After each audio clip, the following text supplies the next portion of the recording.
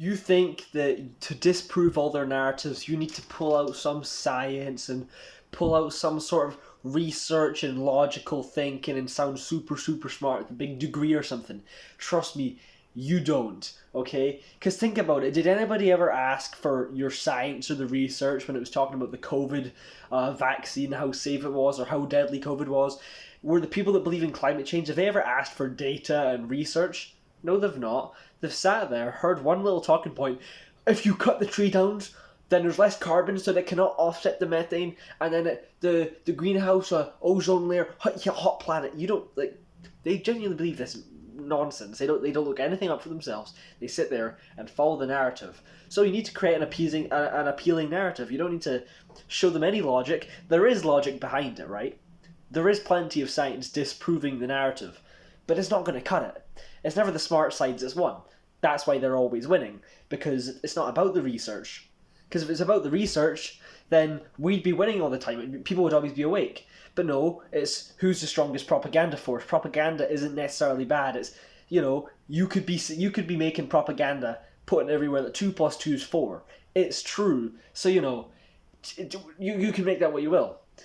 You need to give someone an appealing reason. You need to sit there and just go, look, guess what emits carbon? Everything. And they want to control everything about you. Just tell them some sort of basic, normal people, nothing too complicated. Just say something like, maybe even say something that could be disproven.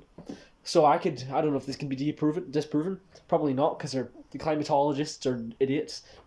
But I could sit there and go, well, if they say it's going to increase temperature by 1 degree, then how come I can go down to the beach right now and it'd be 1 degree cooler? Surely I should experience all these benefits, right? And I don't. You can sit there and just say, but look, prehistoric times were hotter and there was more life back then.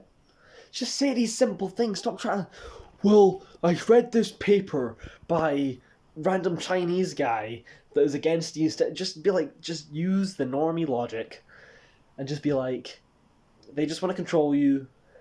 Look at the farms. They want to take away your meat. And people will say, well, no, they don't. Well, I just want to tell you, the one thing you should always bring up is the organisation by Sadiq Khan, C40 Cities, who openly say they openly work with governments, cities, and they openly have this idea to get to zero meat consumption by 2030. So they're saying it. It's really no conspiracy theory. Don't even talk about the World Economic Forum. Don't even talk about the central bank, digital currencies, the digital IDs. Don't complicate it. Just be like, look, here's an organisation that said it, and they're all wrong. You have to appeal to people's, natural, what do they want? People want control over their own money, so just tell them that they want to take their taxes.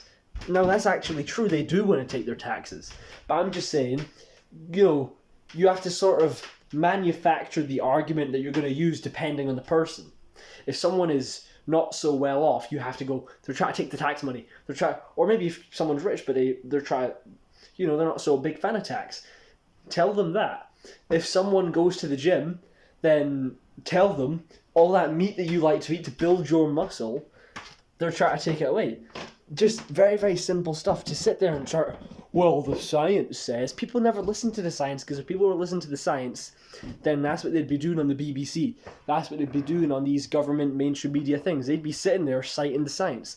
No, they don't. They sit there, they nitpick their words, they try to sound smart.